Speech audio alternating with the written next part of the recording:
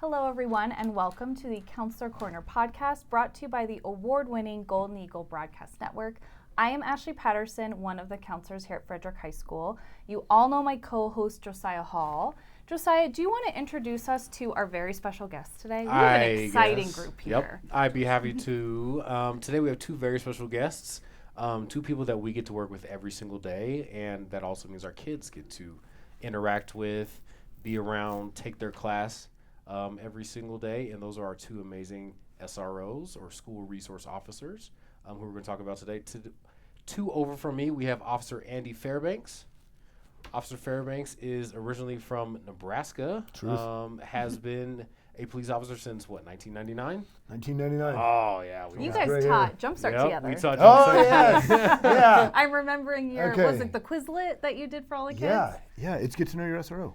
Yep, it's Yeah. an RSRO, so I know You this heard guy that pretty well. presentation like 8 times. Yeah. Yeah. A little bit, yeah. Like literally. Strong work. All the freshmen should know this as well. I should not be giving myself Yeah. that much. What's my favorite donut? that much. That was also part of that It's presentation. the white cake donut. Close. That was close enough. Glazed, but white. Yeah, it's You're glazed right. white Okay. cake donut. Yep. Yeah. Strong work. Potato, I Okay. think. Officer Fairbanks. And right next to me, we have Officer Diane Yelvington, who is brand new to us this year. I don't know how long she's been a cop, but I think it's 4 years. Almost. Almost Yep, 4 almost years. 4 years. But she's joining us this year. She's been an awesome addition, and you're also spending time at Grandview as well as Legacy and Carbon Valley. So she spreads herself around the district a little bit more. One fun fact, also part of Get to Know Your SRO presentation, we have an agreement with the town of Frederick, the school district does, that we will always have an SRO present in our building. And that's why we have two, just in case Officer Yelvington has to go to one of our other schools, or maybe even Officer Fairbanks who gets called to do something else. One of them will always be in our building, no matter what. So I feel very protected with them here. I know our students really love interacting with them. But today we're going to get to know them a little bit, and they're going to talk to us a lot about things that are helpful to know, both for kids and for families. So, Do you know what Officer Yellington did before she became a cop? Fun You know the story? fact. Another I fun actually fact. do. Fun fact. Ooh. Oh, But I'll I let Ms. know. Patterson take the No, guess. I don't know. You don't know? No. Wait, guess. Oh, this this is is so good, yeah. fun. Oh, guess. Yeah, guess. Yeah. I don't know why veterinarian just came. No, to very mind. close to home. An Very animal close to lover. home. Close Like- to home. Like, Like eerily our home close. that we're in. Oh, were you a teacher? Yes. And I was a dean. Oh, I Before. love that. Yeah. Okay. There you go. Fun facts. Yep. All right, we've got great. And let's pepper in more fun facts. Let's throughout get this back in episode. schools, too. Pepper, Yeah. pepper. Yeah, really fun. Okay, we're going to get some pepper. What's your favorite donut? Cracked Not to be stereotypical, but since we know yours, we need to know yours too. Favorite donut. I like glazed with the chocolate. I like a little chocolate on top. Okay. Yeah. Okay. Yeah. I feel like the two of you like Starbucks more than, like, if you'd rather someone bring you in a Yes. treat, it'd be Starbucks, not a donut. Yeah, we need to be caffeinated, not fat. So we're going to go with Yes. Starbucks. You like that? Yeah. So today we're gonna have some fun, Okay, let's do but it. our focus today is really about teenage safety. So I'm gonna dive right in and talk about driving. Diving in Um, to the pepper. Can you picture a pool full of pepper and you just dive We're in? not even on question. Like, would you? Sorry. We're not even Sorry, question my as one. I'm bad. trying to ask like a very like serious, All right, serious. like Focus. oh, okay, ready serious. and scene. Okay. What are the I'm literally just sitting here. I didn't do anything. I'm just as existing. you whisper pepper, pepper, pepper. I literally Okay, did not whisper. We all heard anything. you.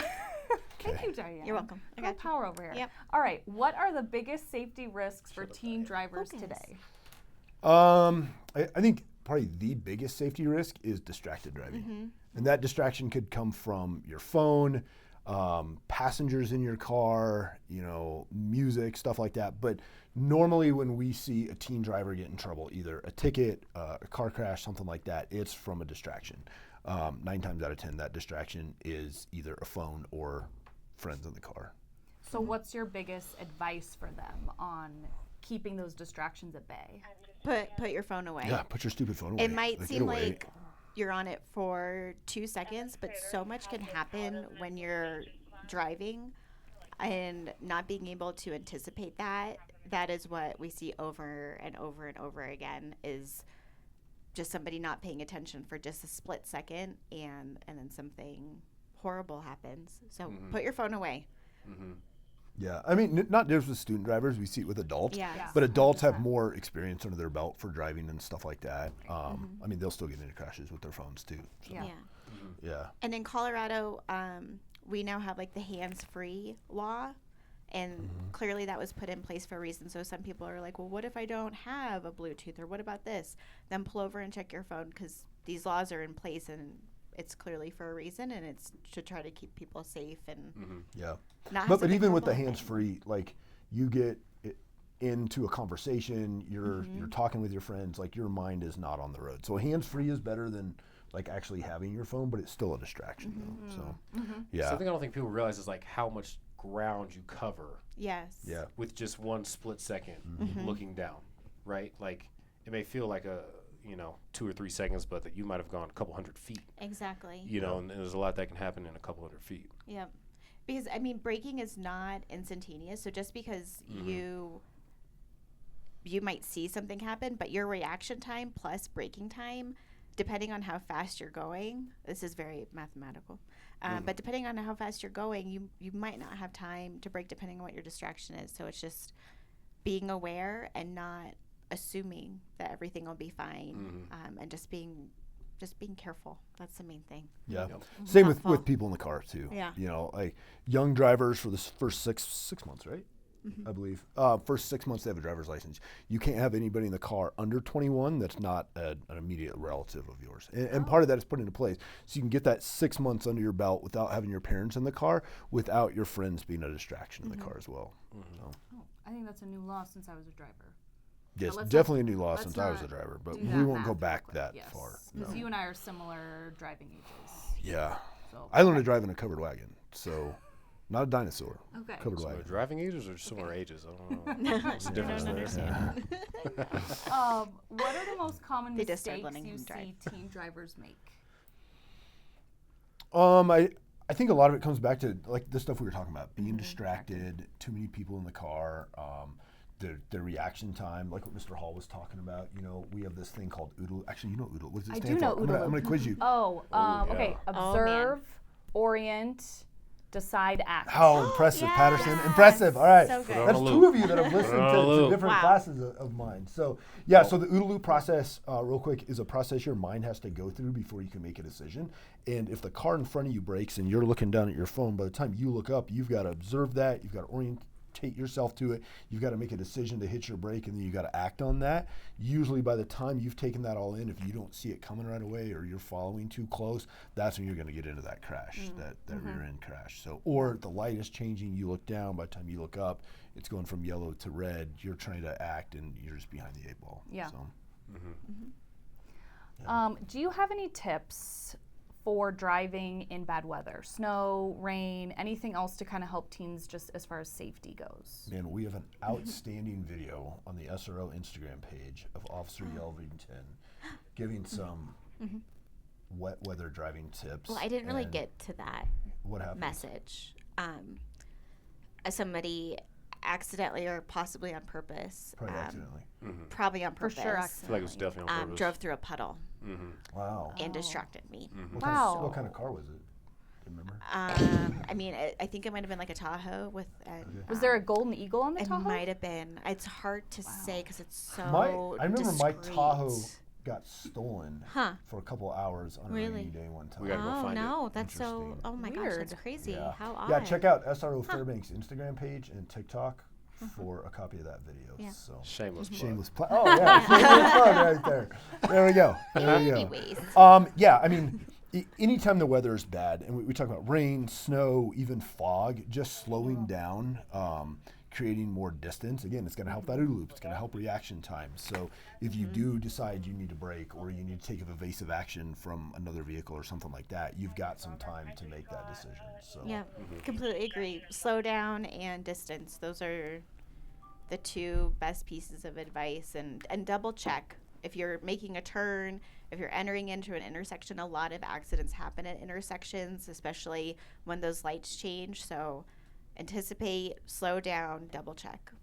and clean your car off. Like when we come Yeah. to snow, I mean, I'm sure a lot of teen drivers, you you don't get garage space. I know my teen driver, he has to park in the point. driveway. You know, he Yeah. doesn't pay for the garage. He doesn't get to park in the garage. So go out there, clean your car off, let it run for a little bit, as long as you have like an auto start or something like that. We do have a puffing law in Colorado, which means you can't go out, turn your car on, and leave the keys in there. You have to have like an auto start device or something like that, or some type of That's a law. device. Yeah, it's a puffing law. Yeah, puffing law. People get charged with it. Like if Wait, what's the law called? It's called a puffing law because your car puffs up lock the me exhaust. up. That's where it Oh, came no. from. Oh, So okay. if you turn your car on and leave the key in it and somebody steals it, you can get charged with a You get crime in for trouble. enabling them. Pretty much, yeah. It's a Colorado puffing law. So now, if you have an auto start device, like you can turn your car on And you the, can the lock keys it. aren't in there. Okay. Like our patrol cars, you'll see our cars on a lot because Yeah. of all the electronics that are in there, especially the guys out on patrol that are in and out of their cars a lot. We have a device you can hit. Then take the key out, and if somebody comes in, if you don't put the key back in, somebody comes in, puts their foot on the brake, tries to shift it into gear, it'll just kill the car. Same with auto starts. So, yeah, but on those cold days, either sit in your car for a little bit if you don't have an auto start device, take a broom, get it completely cleared off so you can see what's going on outside. So Okay. And just to Nice. clarify, are you saying auto start or otter? an otter, Start. like the little animal, Because I keep will- hearing will otter and come I'm up confused. and start your car. Okay. It's part And of then, the law. Yeah. and then the otter goes, and where does the otter live? In your garage? It depends. I'd like one of Different these. people have like setups in the garage. Some people have like a cage in the car for the otter. Otters like yeah. cold, like wet. I Oh. don't know. I was doing pretty good. Keeping a straight face there. Okay, I kept hearing Yeah. you say otter start, and if you think I could let that go, you're out of your mind. So, your otter start. Okay, I'm gonna move. Josiah, did I We'll miss talk about anything with bullyism driving? later. Did you say bullyism? No. That's a thing. Just kidding. I'm so One sorry, one other Mr. question Ball. that we were thinking about asking is how teens can kind of manage the peer pressure around having a lot of people in the car. Maybe some just good tips and strategies for those who really feel a lot of pressure from giving multiple kids rides or doing it in an unsafe way. And that's a hard one. Advice we give a lot is say, hey, my parents often like are out and about. They'll see where I'm at. Or I got talked to by the SROs the other day or the campus supervisors. They saw that I had too many people in my car. They told me if they saw me with too many people in my car again, that they would call my parents. I don't want to risk that. I don't want to get my car taken away. Stuff like that. Or sometimes like my parents will FaceTime me and ask them to show me who's in the car, stuff like that. So and I get it. Like, I mean, the easiest way to be is just say no, but that's hard. Like we do get peer pressure. So come up with something ahead of time that you can blame on that situation. Like, hey, my parents check up on me in this way, or the SROs already caught me once with people in the car. They told me if they caught me again that they would call my parents, stuff like that. So, Yeah. Make the adults the enforcers. Yeah. absolutely. Blame it yeah. on us. Yeah, totally. Yep. Got it. Yeah. Blame us. Beyond car crashes, so shifting gears a little bit, what are other common ways that teens get seriously injured? I mean, obviously, probably underage drinking comes to mind, and it's not just the drinking part. I think back to like all the sex assault reports that I've taken in my time as an SRO and even as a patrol officer before I got assigned to the school, and I'd say 99% of the like peer on peer, not like an adult or a person in a position to trust sex assaults, but like peer on peer sex assaults. Those all happen when their ability is impaired. Alcohol, drugs, something like that. When our thinking and our decision making is impaired is when we put ourselves in situations. And obviously, like that doesn't excuse the sex assault. So there's still a suspect in that. There's still a victim in that. But the majority of those would not happen if there wasn't a controlled substance, either alcohol or some other type of drug interacting in there to make us put ourselves in a position where we'd be compromised a little bit. So Yeah. And I think part of what makes it really tricky is what we were talking about before with like the peer pressure piece. There's so much peer pressure. Like if you're hanging out at somebody's house and people start drinking, you're going to parties, stuff like that. And what I was just thinking about with what Fairbanks was saying is just like blame it on us, blame it on your parents. Like if something in your gut tells you that you're about to be putting yourself in an unsafe situation, don't be afraid to be like, oh, my parents are gonna they're going to drug test me, or they're going to check, or, oh man, if I get in trouble again, something like that. And remove yourself from the situation, have somebody come pick you up, get an Uber or a Lyft or anything like that. There's so many different ways to avoid getting stuck in a situation like that, and it's tough to actually do it when you're in the moment, but I hope, and I know Officer Fairbanks hopes, and I know everyone here hopes that whoever is listening, you'll think about that when your gut tells you, like, oh, this is not okay, and you listen to that and you act to protect yourself. Yeah, trust those instincts. Yeah. Yeah. Mr. Hall, do you have another question for that one? No, I think that was great. Thank you. Okay. It's a bold move, Cotton. Bold move. Bold move. See if it works out for him. What should a teen do if a friend gets hurt? How do you respond safely without making it worse? You know, I guess it's hard to answer, like, what type of hurt? Like, are we talking like a sex assault, or I guess that's kind of a broad question, so we'll kind of address it in a couple different ways. Obviously, safe to tells out there. We get safe to tells 24 hours a day, 7 days a week. I mean, it's not unheard of for us to wake up at 2 o'clock in the morning to a safe to tell. We look at every single safe to tell. We take every single safe to tell seriously. Some of them, like if it's, hey, my friend's getting bullied in class, I'm going to look at that, roll over, and go back to sleep and deal with that the next morning. If it's, hey, this sex assault happened, or somebody needs, my friend just posted something about suicide, like, we'll wake up, we'll call the patrol officers on duty and be like, hey, I need you to go to this address, do a welfare check.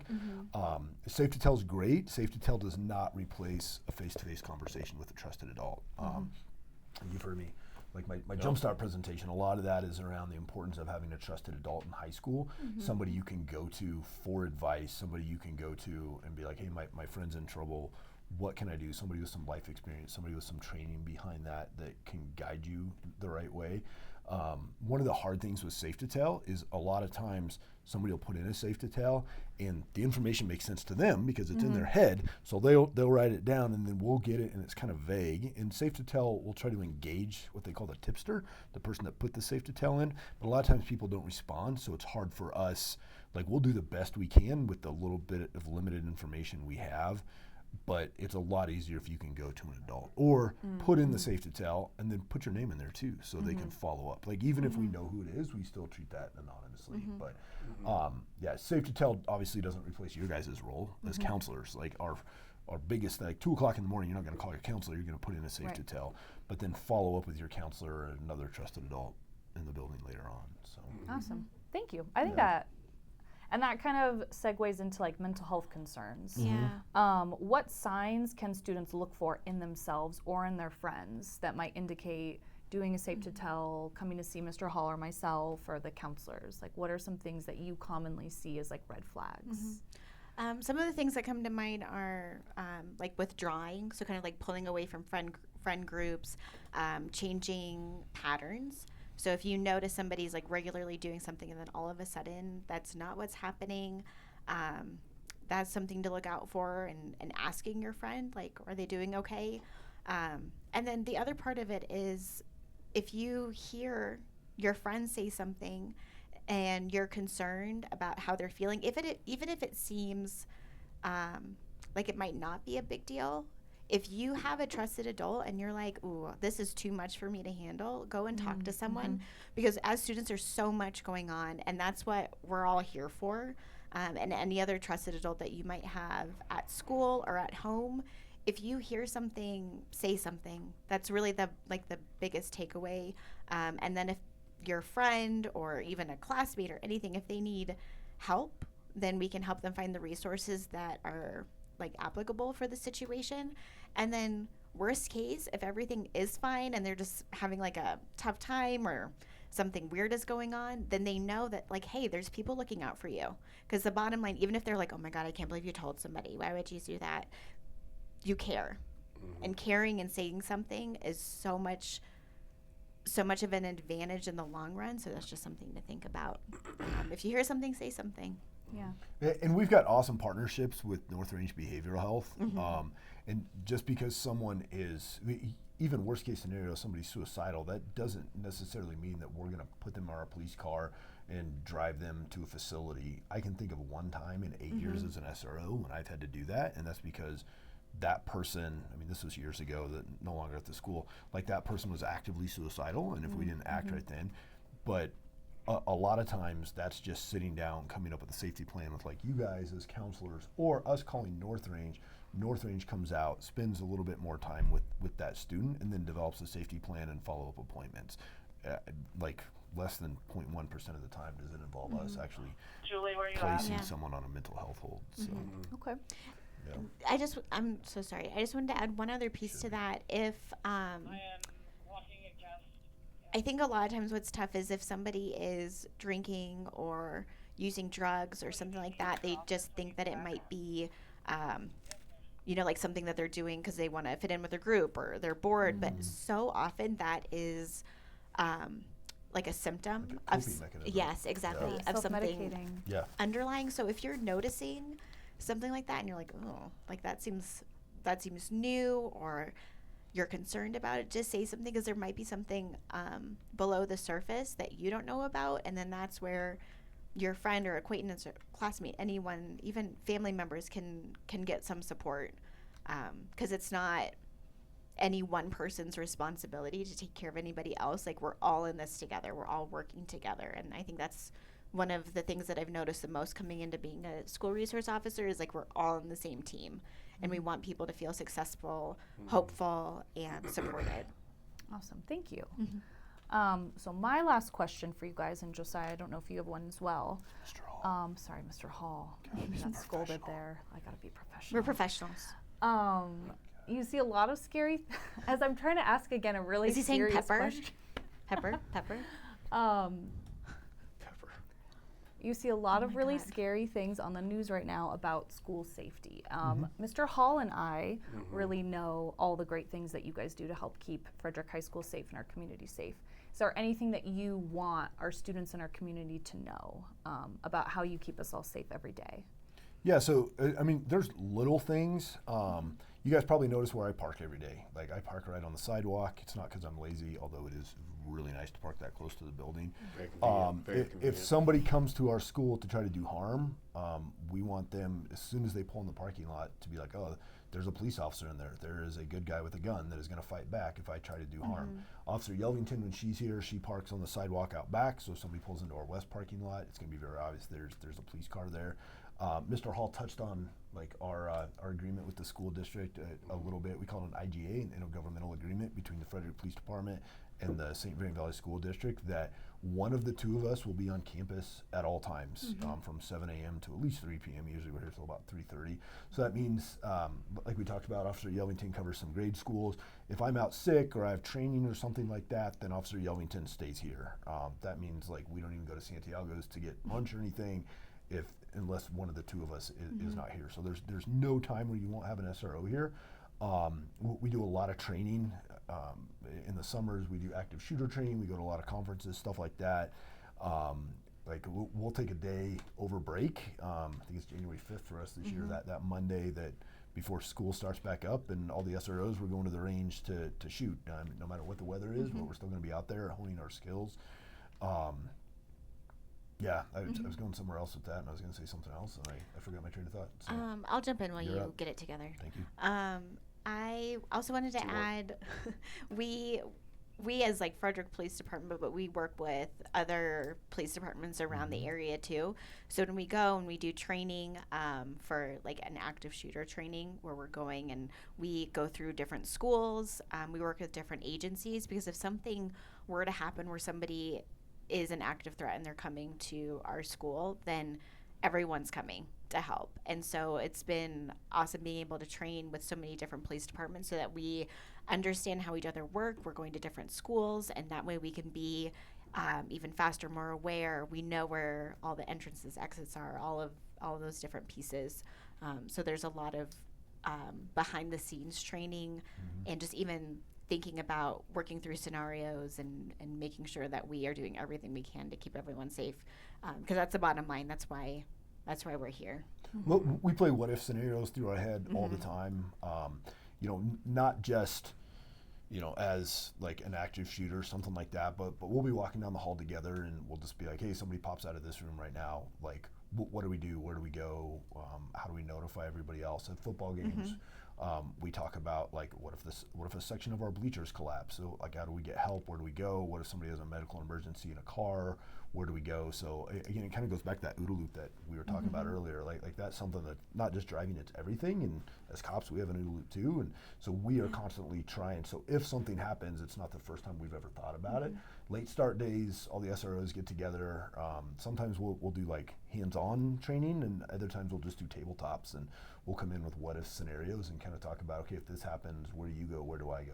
Like stuff like that. So. And you've talked with the staff about how incredibly important it is to close doors, not prop doors open, not to like let people in you don't know. Absolutely. So like as counselors, when we're out there in the morning, sometimes kids are like, why won't you let me in? And we're like, go around. You know, if it gets later than, just a couple minutes late. Absolutely. That's kind of from you guys having conversations with us about how to help keep our schools safe as well. Exactly. And that's also a perfect example of making somebody else the bad guy, like we were talking about earlier. I did. I make you the bad guy in that all the time. Like, sorry, Officer Fairbanks. He's a jerk. Mr. Hall, have we covered everything that we wanted to today about teenage safety?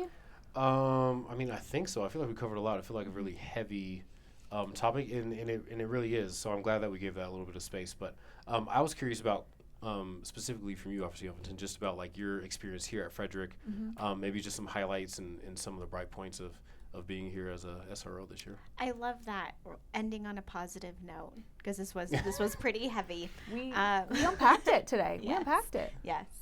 I mean, some of like the best memories that I've had have just been little interactions. The culture that's been created at Frederick in particular is so positive, and every day it's so fun. Something that's really different from being on patrol to being in schools. And I was a teacher before, but it's different being in this role. Like, I have a different mindset seriously. when I'm coming to work now. But all of the positivity, like most of our interactions, Fairbanks and I talk about this all the time, how lucky we are, because most of our interactions are positive, and even if it's a tough conversation, we're coming from a place of care and trying to figure out how we can help and work through whatever the issue might be. And to have students and teachers and parents and just the whole community understand our role and why we're here has been so positive, and it makes me so happy. Like, every day I come to work, I'm such a dork. I come to work and I'm like so happy to be here. And, no matter what might come up during the day, the team that we have at the high school, it's been amazing. So big shout out to everyone at the high school for, as a new person, making me feel really welcome. I really appreciate that. Instead of being like, who's this new girl? Why are we talking to her? So thank you. I feel like you get enough of that from. Yes, I do. I think probably enough. one of the questions I get the most, especially since Yelvington started, is about her height. Yeah. Like, is It she is going surprising. to grow? Is she full grown? Is this the final product? I am full grown. I Yeah. Unfortunately, I think this is. I am not standing for the record. I'm seated. So This is. if I was standing, it'd It be wouldn't about be the much same. different if she was standing. Yeah, I mean, it'd be. So you guys can tell, if you need a good giggle, check out the Instagram. I'm shameless plugging, and I can't remember you. what it's called. It's literally my name and my title. SRO It's not- Fairbanks. I was literally, when I designed it, I'm like, what is the simplest thing to put on here? I don't know how I could have made it any simpler. Okay, well, It's I'm my allowing title you and the my name. opportunity to shameless plug. Well, you kind of ruined it now, but Do that. SRO Fairbanks. Okay. So hard to find. It's hilarious, and you'll get a Instagram lot and more TikTok. of this. Okay. Yeah. I drag her through the halls. Yes. Literally. And there's a lot more. There's some good There's tips. some- Then there's you getting yeah. soaked by a puddle. Yes. There's I still don't know who did that. I don't know. someone We in gotta a find Golden that. We Eagle gotta find that out. Tahoe. we know. So check it out, no and proof thank it you was for me. listening to Counselor Corner Podcast. Oh, that's it?